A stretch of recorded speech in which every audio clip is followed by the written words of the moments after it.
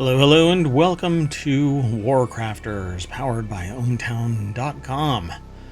Today is June 8th. Nope, it's June 9th, 2024, but we're in the time machine, so it is June 8th, 2024. We're making up for lost time. We have a time machine, we might as well use it. It is Season 1, Episode 12 of WarCrafters. I am Mayor Watt, in charge of the time machine. But above me is the visualizer for the sentient AI from the future. Welcome to WarCrafters. Today we're going to be talking about Wholesome Games Direct 2024, Remake of Riven, the game that doesn't exist. Pirate this game if you need to. Tiny games with replay value. Summer Game Fest 2024, Devolver Direct 2024, a new Ubisoft open world game. Bare bones Steam item generator, which it's basically a clicker. We'll talk about it briefly. And a co-op base builder called First Dwarf. All of this is powered by ohmtown.com. Go over, become a citizen. Be sure to follow us over on Twitch. Twitch.tv/ohmtown. Go over to YouTube, follow us there. I actually simulcast to both of them. Although the simulcast system says that I'm streaming a fair amount of data to it. That's okay. Anyway, follow us everywhere, like and subscribe. You really do have to like the videos. That's the way that we move up in everybody's awareness. You can also download all of these shows as a podcast. We have 7 different shows. ohmTown Daily News Show is the daily show. It's in the name. But then we have 6 others on top of it. 3 on Saturday and 3 on Sunday. We won't get into all of that. Anyway, you can also go over to Patreon, follow us there. It's free, but you can donate if you want to. You can subscribe for a $5 monthly fee there. Kind of like Twitch, but you don't get ads anyway. There's only one ad on all of ohmTown, and that's on the bottom of each page. We don't get paid by that. Believe me, it's more of a burden on the website than it is a profit center. If that's our cash cow, it's probably being milked for dust. Anyway, did I do the intro yet? I don't know. Just in case. We introduced ourselves, but... Yeah, but I don't know if we did the intro to the site. Anyway, everything is powered by ohmtown.com, and I'm easily distracted like a cat. We didn't do it. Oh, you're stepping on the intro. Man, sentient AI from the future. Come on. So, how's your day? It's going fine. How about yours? Well, I touched something that's radioactive and it made the audio just kind of go wonky. I need to fix something, otherwise the time machine's going to overheat. We can't have that. Nope. So we only have about an hour of time, otherwise the time machine's going to shut down, leaving us forever 24 hours behind our prime timeline. So let's get into today's articles. As you might notice, we have the WarCrafters channel already opened up. You can go over to ohmtown.com and then click on Creative and Maker, and down at the bottom is WarCrafters. When you click that, it will refresh, give you some new articles as they are aggregated by Omatron. Our first article for today, though, is over on the Reality Hacker channel. 4 new games just surprise released during a packed Wholesome Direct stream. I watched all of these that we're going to talk about, and I'm really into Wholesome Direct. I like the products that get output. They are kind of casual, sometimes educational, very chill. And by wholesome, well, sometimes they're a little kitschy, but we'll see. Giovanni Calantonio put the article together over at Digital Trends. Let me zoom in a little bit. And so a Wholesome Direct stream took place day before yesterday, showcasing over 70 upcoming cozy games. 4 new games got a surprise launch. Let's go through these real quick. Dungeons of Hinterberg, Kameru, or Frog Refuge, and The Palace on the Hill, and Pool. says, finally, Tracks of Thought is a narrative game that's set on a train and is about a ladybug trying to help passengers find things that they've lost. It features conversations that play out in a card game system. The one that I'm really interested in is Pool. It's a new That's spin. the best name. Yeah, I like it. It actually has 4 O's, not 3, if I recall correctly. You know what? Let me... Are you doing it live? I'm doing it live, folks. I'm doing it live. I'm planning on playing some of these games throughout the week. Pool. Thought it has 3. Yeah, 4. Yeah. Pool. There's 4 O's. Yeah. Anyway, it's a fun game. I'm into these kind of games. It's a Suika game where when you try and get matching items to bump into each other, and then they pop together and they become a bigger item or some other item, and your objective is to get to the biggest of the items, and eventually it becomes too difficult, and you lose. Well, in Pool, you do the same thing, except that you drag one of the balls, and it bounces into another ball, and you hope that it's the same size. I mean, with skill and observation, you can make it happen. It sounds like a game that you could play for hours. Yeah, some people don't really, they don't get into it. But if you're a streamer and you like casual games, you know, I play a little bit of everything. But I haven't been streaming a lot, so I'm usually talking about the news more than anything else. Oh, and if you've ever looked at the past videos, I'm a lot bigger on the screen now, and I have limited... See, I've got a green screen active now. Sentient AI is in a little power strip right there. I'm kind of squished. Yeah. That way you can see everything above. I mean, I can put you across the top too, but see, my finger gets cut off. Ah! Anyway. Gotta be careful. We don't want the time machine to go back without your finger. That's true. Oh, then it's going to be like Valerian. Yeah, in the City of 1,000... That's right. Wait, yeah, the City of 1,000 planets. Yeah. Which we started watching again for I don't know how many times. I keep forgetting the names of stuff, though. I don't know. Maybe I'm getting old. Maybe my memory needs to be defragmented. Anyway, Pool is a great, fun game, I think. Pretty casual. Dungeons of Hinterberg as well. Frog Refuge is another, and it says management sim fans can also grab the Palace on the Hill. All of these usually have demos out, but I didn't verify any of these. But it's a game set in India, the Palace on the Hill, and is about a child taking care of his father's chai shop. It's a little bit more involved than that when you read or watch the trailer. It's about somebody taking on responsibility instead of pursuing their dreams, and then finding a way to continue to pursue their dream. I see. Yeah, that's not quite the take you get from this article. Yeah, and it's wholesome in its nature, but some people may find it a little bit like too realistic to perhaps their real life. So let's do this. Doink.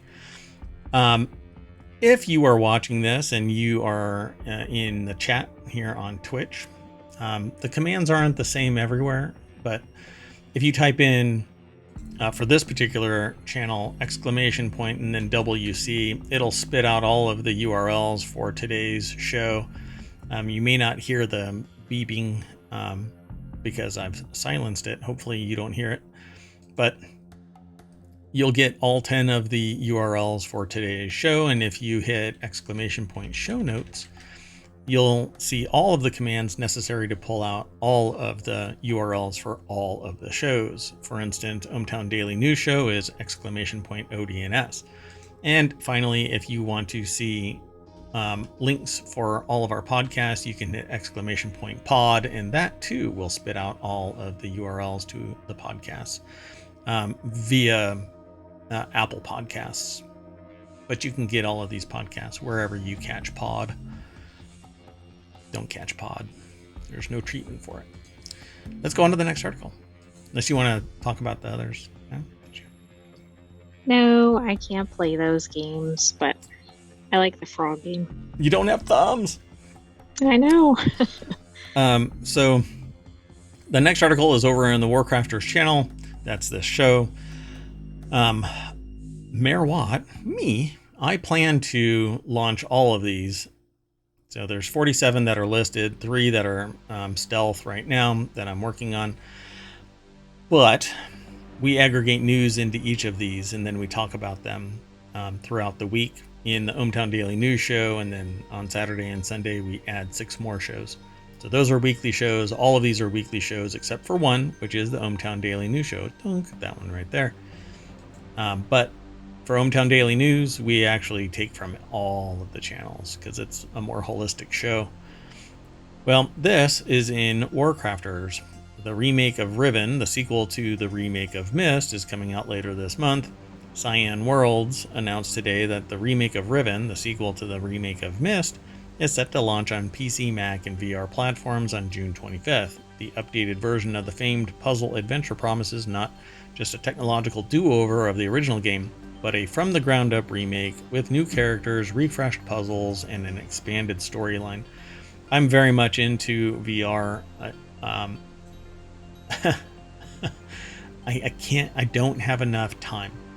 Mayoral duties keep me from playing VR games, but that's what I want to do here on the stream, along with all the news. And so if you are interested in hosting or co-hosting shows, get in touch with me because I want to play some games with people, and I want to play VR games, and I want to talk about this kind of stuff. Myst is an old school game along with Riven, remade in recent history with higher end graphics and better sound, and basically the game has been rejiggered technologically. But Riven is going to be the latest iteration, so I'm going to love getting this. I haven't downloaded or played Riven or Myst in so long. It was back when it was on CD. Oh, wow. Yeah. Old school. Yeah, Time Machine won't go back that far. Our time machine is much like the speed of light. As you approach the speed of light, or as you approach the historical maximum of history, it requires more and more power. And so right now we can actually go back. Well, here, I'll show you. We can actually go back to, 2000. Here, I'll do it. Doink. So we can go back to 2020 before too much power is used.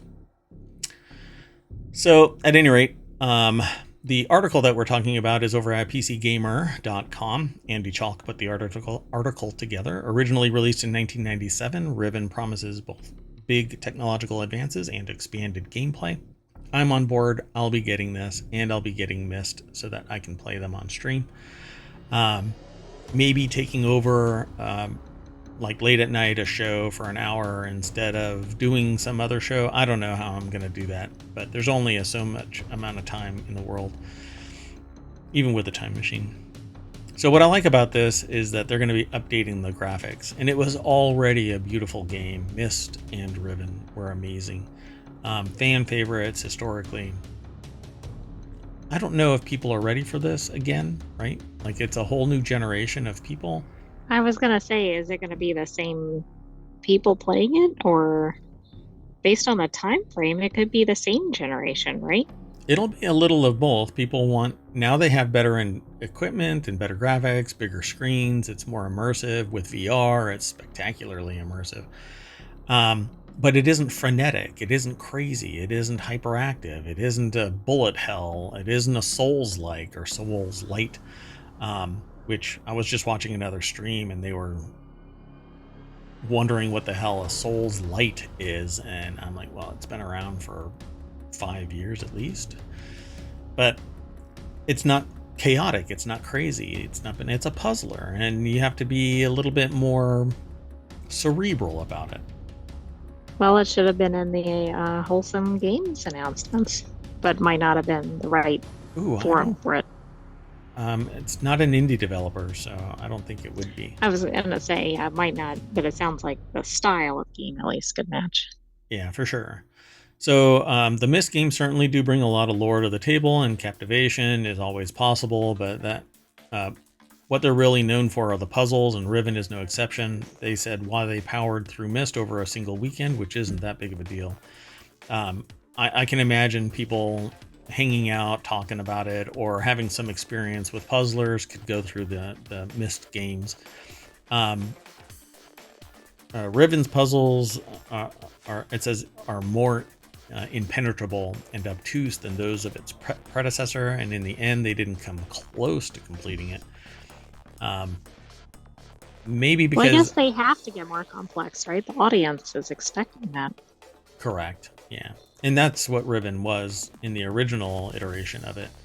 So it says it doesn't sound like the remake is taking any steps to lighten that particular load, but it is launching into a very different world, one filled with easy access to step-by-step guides on countless YouTube channels and elsewhere. And this is the thing that I found really interesting, because I was watching another person's stream, and they started talking about Path of Exile, which is this free game to play, but you can buy extra things, and like there's no monthly subscription. But it has this hugely immersive... I know it's a shocker. What?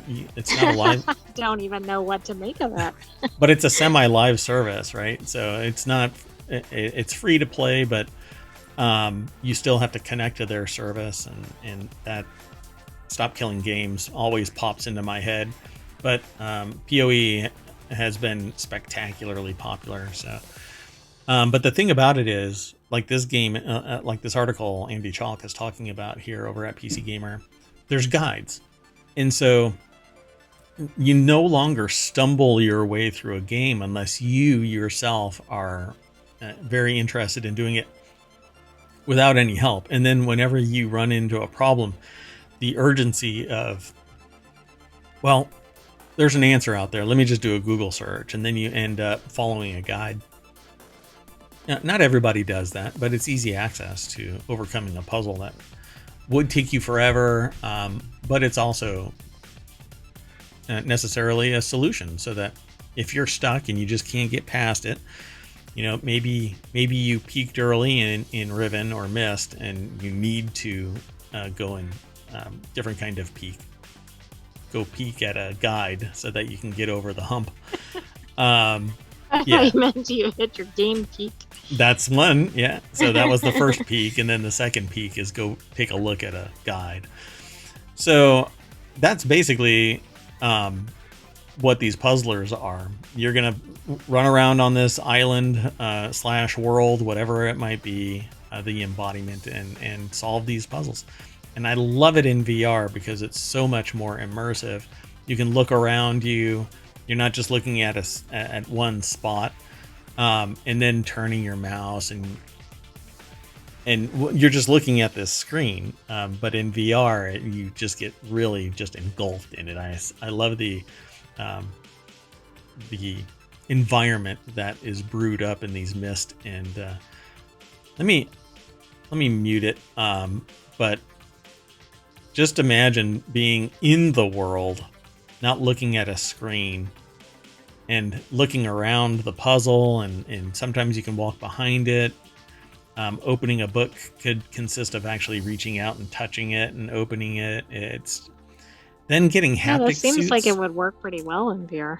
Yeah, and it certainly is. And then if it's actually built in Unreal Engine, that's when things get really crazy, because any game built in Unreal Engine 5 now can basically be adapted to VR. And it has all of these high resolution graphics. So yeah, I love this. I'll be getting this probably this week. Sorry, I'm losing myself. Well, it's coming out on June 25th. No, Myst. I'll be getting Myst, and then as soon as Riven drops, I'll be getting Riven as well. So yeah, I dig this. So, and anybody can do this. You know, VR headsets aren't that expensive anymore, and you don't have to be tied to a computer in the same way. Sometimes a game can be released as part of the VR headset itself, and you can download it from the store and play it in device. Or it's wireless. You don't have to be corded to a desktop. And as long as you have Wi-Fi, then you can connect to your computer via the Wi-Fi and play the game anywhere. You're within range and it's high speed enough. That's a tough call sometimes. You have to have 400 megabits typically to get enough bandwidth to sustain that VR headset, or more or less. It depends on the resolution of the game and the technology that you're playing with. Anyway, And pretty cool. which companies have expanded access to your area? Yeah, that's something else. Yeah. We won't talk about that. Hey, let's go on to the next article. This next article is over on the WarCrafters channel. Valve has now filed a trademark for Deadlock, the hero shooter it refuses to admit exists. Yeah. So no, they're not working on a game, but they've registered a trademark for Deadlock, a hero shooter that both does and does not exist, which is to say that we've all seen it and talked about it, and plenty of people have played it and are likely playing it at this very moment, but Valve has steadfastly refused to acknowledge that anyone is even paying any attention to it. Don't look at this. Much less that it's something currently in development, thus leaving it in a suspended state. They say a metaphorical cat in a box. So, like Schrodinger's cat, if you want, depending on how you want to pronounce it. So it's a quantum entangled game, I suppose. Andy Chalk over at PC is Gamer. everybody ready for that? Yeah, I don't know what's actually going to end up with this thing.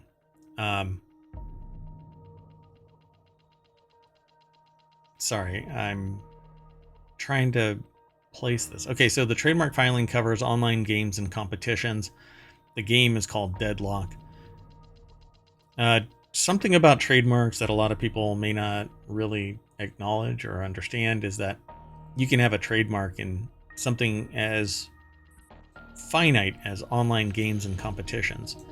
And I can have the same trademark in clothing. So if I create a brand of clothing called Deadlock, Valve can't sue me. Well, right, because it's tied to the industry. They can and they can't, right?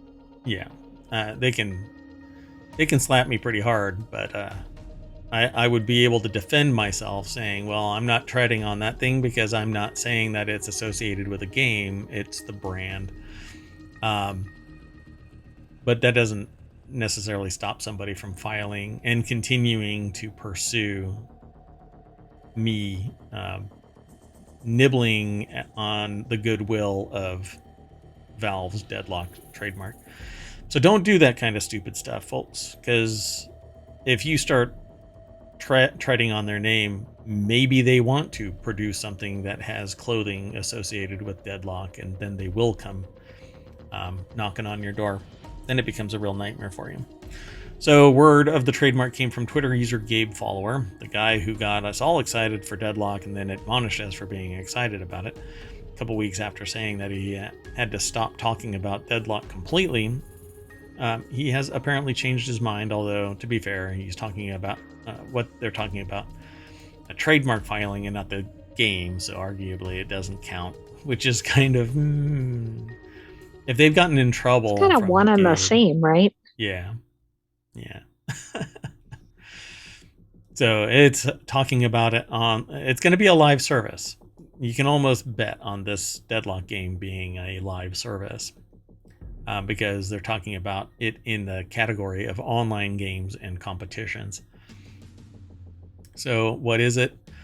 So what does it mean? Not necessarily much. Valve filed a trademark application for Neon Prime in 2022, which was rumored to be a new game. That application is now dead, in the USPTO's words, meaning that it was refused, dismissed, or invalidated, and is thus no longer active. But if it is being used in commercial activities, that doesn't mean that it is forever dead. It just means that at this time, it's not being used.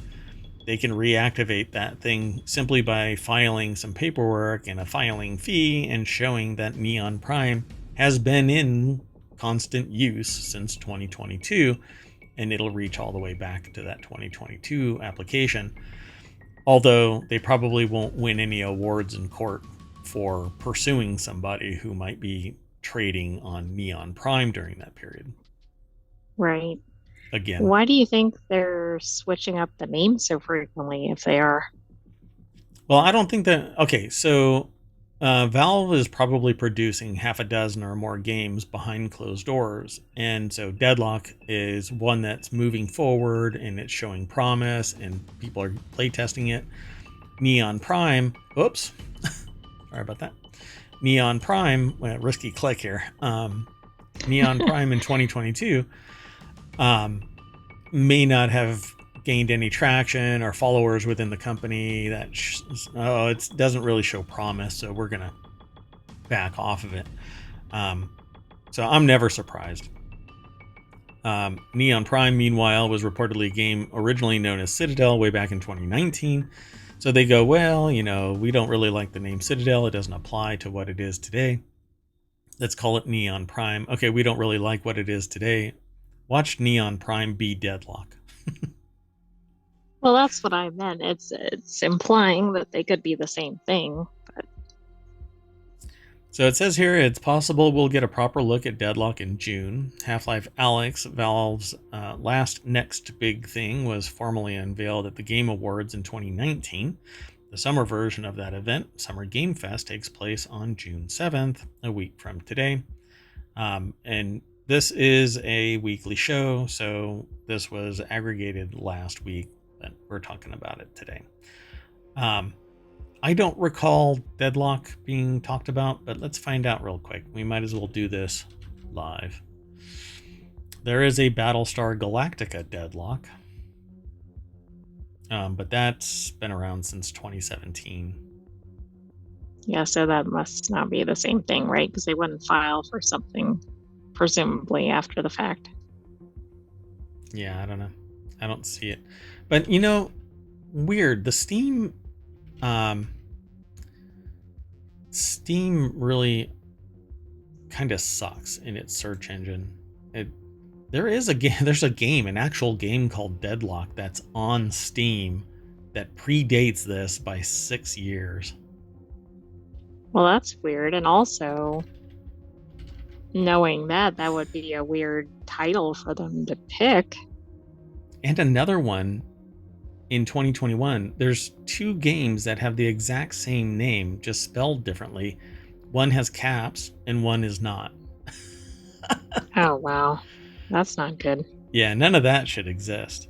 It should be like corporation names, LLCs. Right. If you've got, or names, kind of like actors, right? Actors. Yes, that's right. Cannot have in the same name. SAG or something. Yeah, exactly. So if you publish into Steam, you shouldn't be able to have a duplicative name. Although one of my projects was dinged by behind the paywall, a social, what do they call it? Social media? A social media site has a paywall, basically a gate. Behind the gate, there is somebody that exists with an identical, not given name, but a corporate name. And when I notified them that, hey, I'm a corporation, they're like, well, whatever goes on in Vegas stays in Vegas, kind of a thing. And I'm like, this is going to be tedious. And so I just haven't pursued it. But, yeah. So we'll see what happens as time goes on. It says, of course, it's also possible that Valve will maintain the wall of silence until the Game Awards in 2025. Yeah, PC Gamer will keep us posted. So pretty cool. Do you think this is just to create buzz, or do you think this is legitimate? No news is bad news. Let's keep going. That is true. Time Machine is starting to overheat. So the next article is over in WarCrafters. Ultra Kill Dev says it's fine to pirate his game if you don't have money to spare. Quote, culture shouldn't exist only for those who can afford it. And I agree, as long as they are willing to afford that. You follow the rules of the world you live in, not your own. Mainly because your benefit shouldn't be at the cost of other people's benefit, right? So if you pirate a game, then you are literally taking food off of the table of the developers that have worked hard for the game. I understand that some people will perceive it as greedy or they can't afford it, but guess what? Those people who made this game sacrificed their time, maybe their relationship, maybe walking the dog didn't happen as often, or hugging their kid didn't happen as often, but they gave something up so that they could produce something that you are appreciative of. If the developer says, fine, steal my game, pirate the game, fine. I think that's a problem, though, for at least two reasons. One, are there other people involved in the project that are being harmed? Probably. And two, is this giving somebody the impression that they can do this on other games? And carte blanche, sure. That actually, a lot of people that are out there follow this adage that pirating a game isn't theft because you're not stopping other people from consuming it, i.e., it's not like I stole a book or a loaf of bread or a shirt or something physical. Tangible. Right. Because there is an unlimited number of copies of this game. Right? Well, yeah. But yeah, but you'd also be paying proceeds of the game to whomever is selling it. Obviously, if you don't buy it, you don't buy it. But correct. Yeah, and that's kind of the thing. I don't think it's any different than tangible items, but I agree, people have that impression. And that's an actual that is an ideological bent, because people say that theft, the definition of theft, is keeping somebody else from being able to consume the good. And that is the literal definition of it, but the spirit of that is keeping somebody from benefiting from the work, that the labor that they've provided to produce that service or good. Well, and here that would prevent the owner or whoever has the rights to it, right, from making that sale. Yep. But again, the only reason why I bring it up is because I'm on the side of the developer, because the developer is literally saying, go for it. If you want to, if you need to, if you have to, if you just don't give a shit about giving me $5. I don't even know how much this is, Ultra Kill. Hold on, let me see. It's $25. But the root issue here is, right, the games are too expensive. Maybe this particular one isn't, right? There's other problems in play. Correct, yep. They say the author says, I mean, sure. According to Ultra Kill dev RC Hakita Patala, just make sure you tell people if you like it. If it's a solo dev, or if everybody else is all on board with it. Now, here is the kicker for this. While the game may be good, it has over 102,670 reviews, and its current review status is overwhelmingly positive.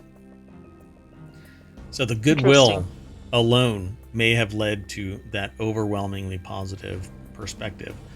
But it's hard to pirate a $25 game through Steam, so you're going to pirate it somewhere else.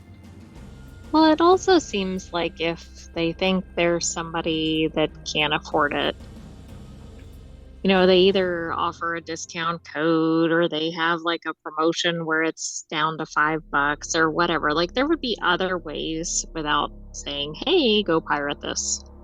Yep. So some people are going to pay $25 and others are going to pirate it. So put on your eye patch and pirate away this game. But talk positively about it, and that's exactly what it's earned, a whole lot of positive talk. So good on them. Lincoln Carpenter over at PCGamer.com put the article together. The deck statement says, spreading the word about a game you pirated and enjoyed is at worst an equal trade, Hakita says. Yeah, and that's their perspective of it. Not everybody feels that way. And corporations that have investors and profit margins and hundreds or thousands of people that they have to provide salaries to, paychecks to, bonuses to, etc., etc., etc. No, it doesn't work that way. And as I tell people who travel, because I talk about technology, science, and society, I remind people that when you go into somebody else's country, you live by their rules as well as your rules, where they do not cross paths.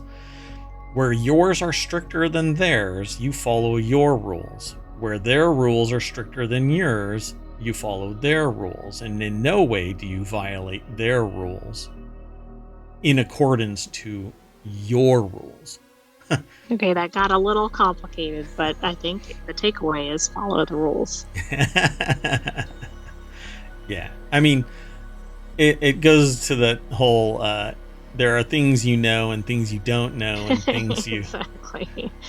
And don't by the know. way, if you don't know, you can still be held to it. Yeah, known knowns and unknown unknowns, and those are the things that you really have to worry about. So anyway, I mean, for crying out loud, somebody had a pot seed in their shoe and they got arrested for it and put in jail. So yeah, it can be Yeah, a that little. one seems a bit ridiculous. Yeah. So Hakita made his piracy position clear on Twitter, dead naming the website formerly known as Twitter earlier this week. It's not even me. Everybody does it. It's such a stupid name. Anyway, quoting a user who posted a cell phone screenshot of Ultrakill being transferred from a zip file with the caption, "I love pirating indie games." While he made sure to say that you should support indie devs if you have the means, Hakita was more or less cool with it. But that right there is the thing. You should support indie devs if you have the means, provided by an indie dev. No, the real sentence here is you should support indie devs, and Hakita doesn't mind you pirating their game. Yeah, everybody Right. should But mind you notice pirating everybody again, else's. the key there is the one developer. Yeah, that's it. So then they go on to explain their position further. If you pirate a game, then enjoy it, spread the word about it, and get someone else to buy it. That's at worst an equal trade. At best, an additional sale that wouldn't have happened if you hadn't pirated it, but that's not necessarily true because you can't prove the negative. Maybe that person just talking about it, not pirating it, could have led to that sale. If anything, maybe the friend should buy that game and everybody is on the up and up, but not everybody can afford $25 for everybody, you know? Well, especially if you want to play more than one game, right? Yeah, I should start giving games away. I should just find some games that I think people would enjoy and start giving them away. I don't know. Might be interesting exercise in marketing. Let's keep going though. The next game is over in WarCrafters as well. Tiny games with massive replay value. I'm just going to jump straight on over to Game Rant. That's the source of this. Harry Ted Sprinks put the article together, and it's Harry as in Harry, not. In case there was any confusion. Yeah. So there's actually 7 of them here, I think, right? So Roll, it's a mathematical puzzle with dice-based randomness. And I'm trying to figure out how this works. Because there's an image here, and it looks like it has a whole bunch of numbers on it, featuring wildly minimalist graphics and a simplistic user interface. Roll is a tiny, simple indie game about rolling dice. The premise of this clicker strategy roguelike game is simple. The player is given 2,500 rolls of the dice to score as many points as possible. But that sounds fun, but it's hard to see exactly what you do. Yeah, because it doesn't actually show. They don't talk about what it actually does. You have to get as many I dice. think those are little symbols or something, but Right? maybe there are numbers. Like some of them, there's times pi and there's multiply, and I don't know. That looks like a question mark. So I don't know. I think what I'm going to end up doing is getting these. Vampire Survivors. That actually gets expansions. It's a ton of fun. It's basically a bullet hell kind of a game. Which like depending on how you boost your character as you go through, it unlocks certain things and you can actually quote unquote win the game. Then there's Tiny Folks, minimalist, accessible turn-based strategy game about, plays similarly to Darkest Dungeon, where you make choices. You really like the person's voice from Darkest Dungeon. Despite the similar gameplay loop, though, Tiny Folks stands out. They have a typo in their thing. Or no, they don't. Is this the one that had the very noticeable narration? This isn't the game, but it's like Darkest Dungeon, and Darkest Dungeon is the one that has the Right. Yes. amazing voice. I want that voice, but I might change my voice just so I can talk like that. Bloons TD6, it's a lot of fun. It actually, at some point, you can become so powerful you just get in automatic mode, and you can walk away and come back hours later, and it's still going round after round. It's very frenetic, right? Yeah, it becomes like this is all calm. At some point, it's just a blur of balloons. Yeah. Tiny Rogues. I love any these simple, minimalist games. I love minimalist games. Tiny Rogues is a bullet hell dungeon crawler with a roguelite structure. So whenever they talk about roguelite, or Souls-lite, or Souls-like, or roguelike, basically there's some punishment involved where you lose everything or you lose your life and you have to go and do a corpse run and find your loot again. And there's like a little marker sitting there, but you've spawned on the other side of the world, so you have to go running all the way back. Yeah. See, when my arm gets cut off, I don't like that. So I don't know. You might have to reconfigure your area. See, let me out. I'm trapped in a transparent box of emotion. Anyway, Balatro is a... so the developer of Balatro learned how to play poker as they were developing this game. They never knew how to play poker, but it's a poker-based game. That seems kind of challenging, right? Yeah. Number one, if you're trying to do something new with it, you'd think you'd need to know the basics and need to know them beyond the basics, right? Yeah. Maybe you're super skilled or something. A little deeper than what you witness in the game. So yeah, I thought that was really interesting. And so I have Balatro, Streets of Rogue. I think it should be pronounced Rouge, but whatever. A large roster of playable characters and immersive sim elements. This actually looks adorable, but it says Streets of Rogue is a unique combination of immersive sims like Deus Ex and the chaotic action of games like Grand Theft Auto. The game takes place on roguelike structure,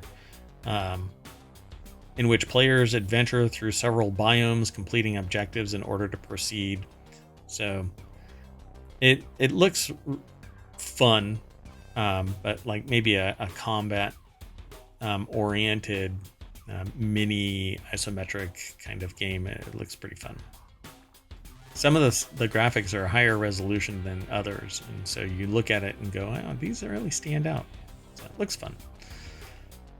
Shockingly small game for the amount of content within. The game features a ridiculous number of playable characters. I wonder if it's all randomly generated. Solo developer too. Oh, and that's it. Interesting. That's number one. So Streets of Rogue. I think I'm gonna go and get that one too. So pretty cool. Want to keep going? Yes. We're halfway through the show. I don't know. The time machine's gonna overheat. I need to get moving. So everything announced at the Summer Game Fest 2024. The article is from Digital Trends, if I recall correctly. Actually, you know what? The way that this works now. Okay. I'm using the Arc browser, which is very interesting, but it has a completely different interface. Ugh. Anyway, it says Digital Trends is doing a live recap of everything announced at Summer Game Fest 2024, which will feature games like Monster Hunter Wilds and Metaphor ReFantazio. I won't go through all of this. I don't know what all is in here. It looks like it's a pretty long list, but Thomas Franzes, I think is their name, put the article together for Digital Trends. I'm just going to link you all over to it. Although this thing says it only has 7 items on it, it's a pretty long article. Well, and watch out for the everything else at the end. Yeah, That might be like 20 items. that everything else is the smorgasbord of games, I guess. They talk about Lego Horizon Adventures. Everybody was talking about Lego Horizon Adventures because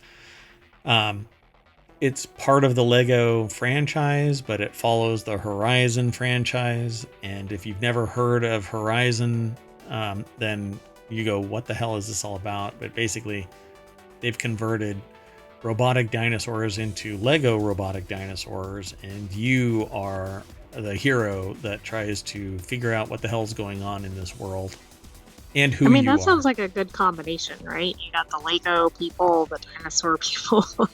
Yeah, and you can't go wrong. All they needed was like cats, and right, they've got exactly. the trifecta Then you of could the internet. get everybody. Yeah.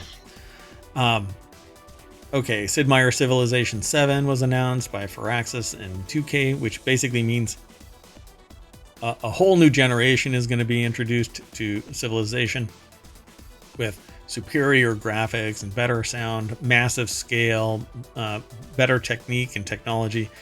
It's going to be great. Blumhouse is going from movies into the gaming sector. And they're going to be horror-centric games, including one that is like Stardew Valley, but with a murder.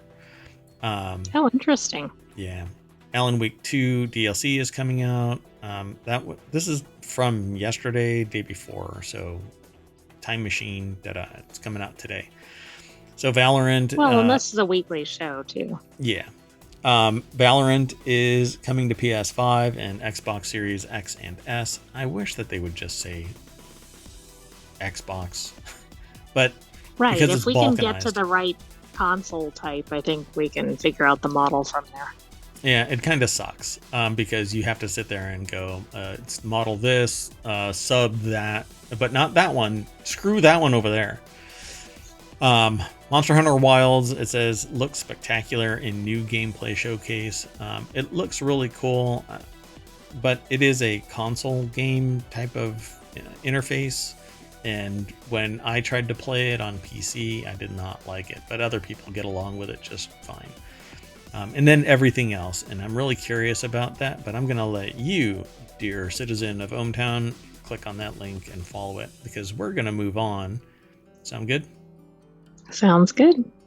So I missed Devolver Direct, and so I may not actually go through it until later this week and go back through Devolver Direct 2024, everything that was announced. It says Happy Volvy's birthday, I guess. Devolver Digital just wrapped up its annual Devolver Direct, which, among plenty of weirdness, included a number of big game announcements. They said that they've got 2 game reveals, including one of the devs' Hyper Light Drifter, new DLC for games like Cult of the Lamb, which actually is going to have multiplayer co-op, and release dates for the Crush House and Angerfoot. So let's just jump on over there. You zoom in. So they said, a time was certainly had by all. If you missed the show and don't want to go back and watch a 30-minute video of a lonely man trying to prepare for a birthday party, here's a quick recap. Tenjutsu is one of the games. Possessors is another one of the games. The Crush House, which is essentially... what is it? How do you describe that? Is it like reality TV, but in a game? That's exactly what it is. And your objective is to film certain things. And as the show is going on at night, it gets surreal. It gets horror movie-ish. Something else is going on in the Crush House. And you're the producer of the titular, I got to use the word, reality TV show set in a Malibu mansion. And there's a drink called Crush, and they're the sponsors for the Crush House. And while the show goes on, there's more to it. And for whatever reason, everybody was kissing everybody. It was really weird. Like that was the one thing that they kept on highlighting was fights where they did slap fights. Oh no. I mean, it kind And of sounds reality TV-ish. yeah, I guess I don't know. Do they do that slap fighting stuff? Oh, I don't know. I've just spent the like all the dynamics in those. Like throw a bunch of people in a house and see what happens.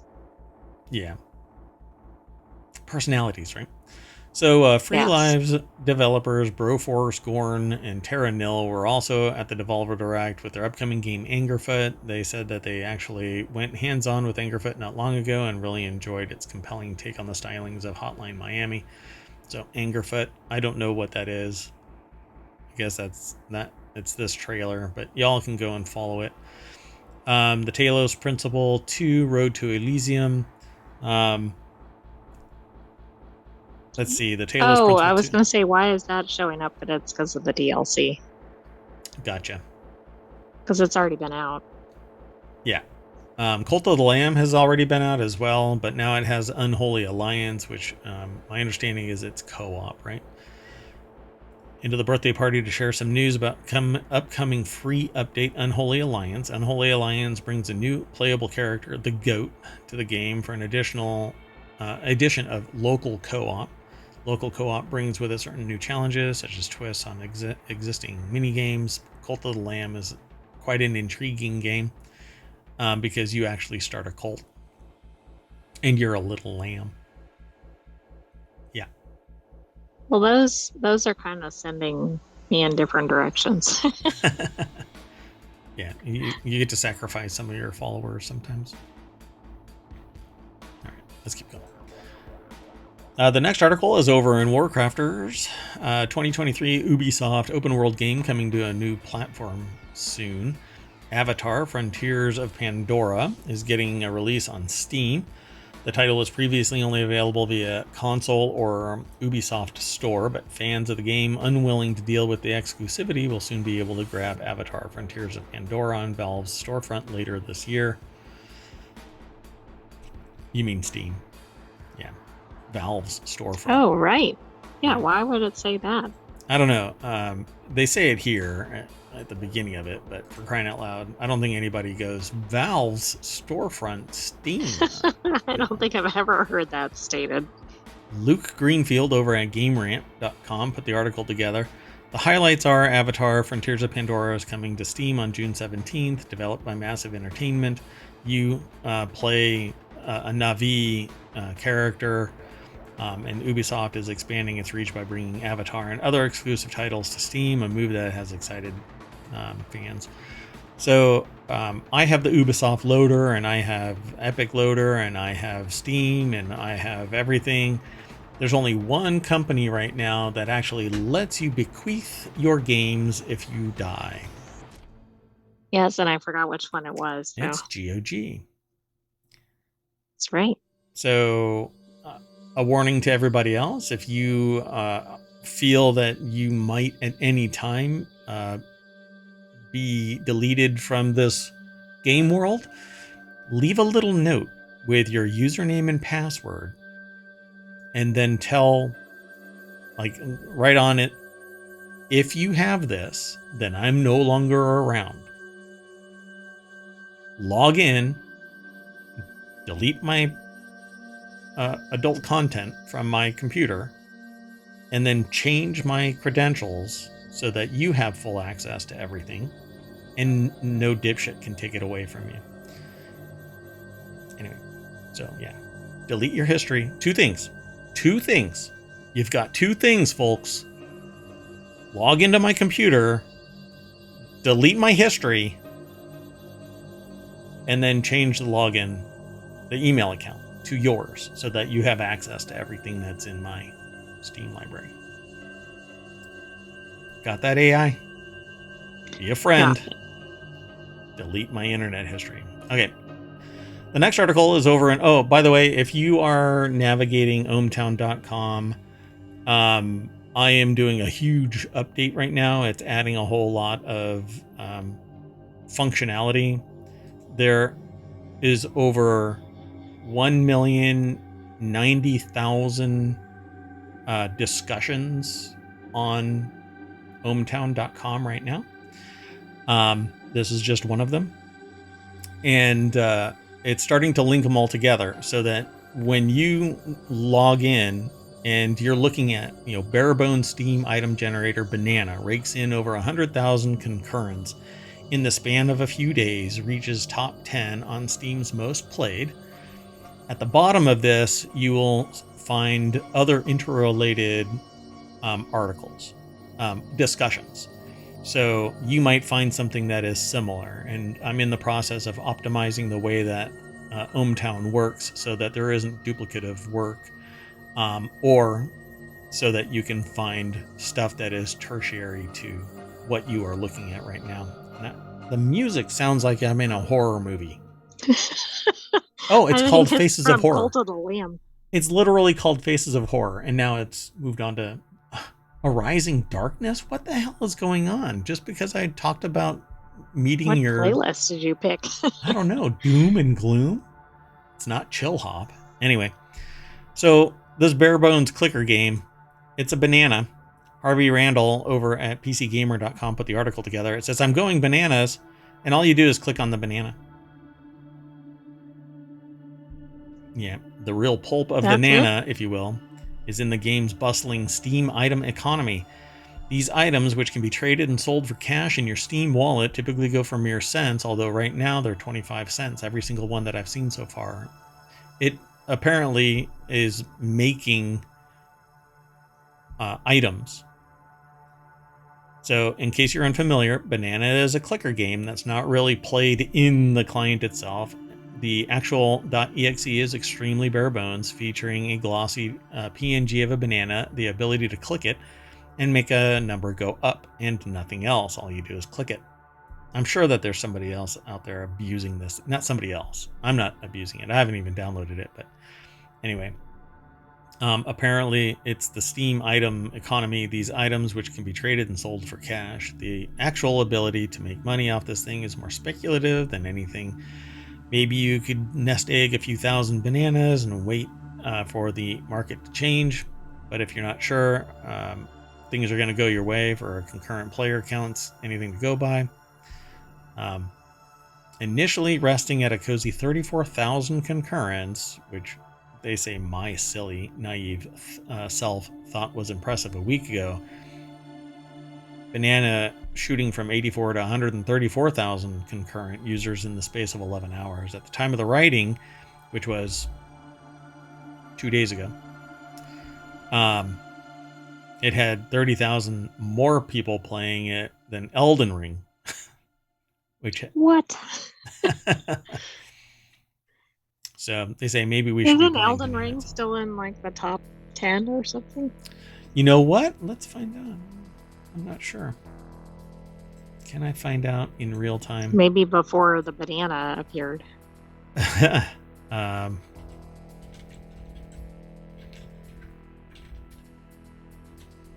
Hold on. Well, hold on. Charts. I'm looking.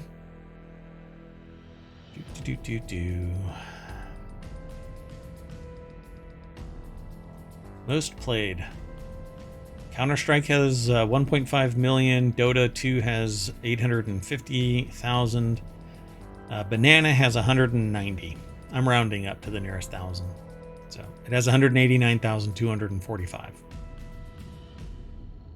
So Elden Ring has 132,915. Okay. Well, I guess what I'm going to be doing. So there you go, folks. There's more to this article, so please jump on over there and check it out. But I'm going to move on to the next article, which is over in WarCrafters, a co-op base building survival, floaty sky islands, and a dwarf in a mech. Do I need to go on? Says the author of this article over at PC Gamer.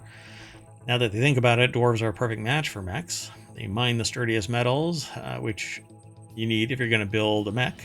They're brilliant engineers capable of building fantastic mechanical devices and going too deep and bringing out Balrog and a dragon and never mind, that's Lord of the Rings.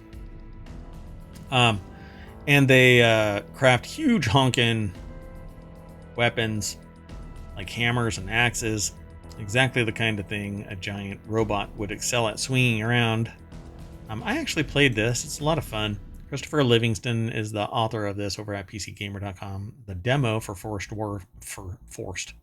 Dwarf is out now, and early access begins later this month. Yeah, I played it a while ago. So developer Star Drifters realized that mechs and dwarves go together like peas and carrots a while ago, and have been working hard on First Dwarf, a co-op based building survival game. A demo is out now. Early access begins in June, on June 19th to be exact. Just check out the trailer, but just go download and favorite, put it on your watch list and download the demo. Based on my experience,